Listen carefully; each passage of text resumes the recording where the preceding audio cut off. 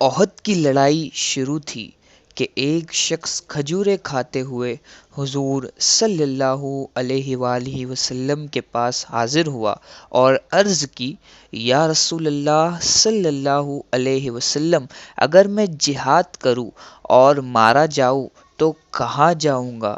حضور نبی رحمت صلی اللہ علیہ وآلہ وسلم نے فرمایا، جنت میں جاؤ گے۔ اس شخص نے اسی وقت کھجوریں ہاتھ سے ڈالی اور تلوار پکڑ کر کفار کے ساتھ جہاد کرنے لگے اور اس حد تک لڑے کہ شہید ہو گئے۔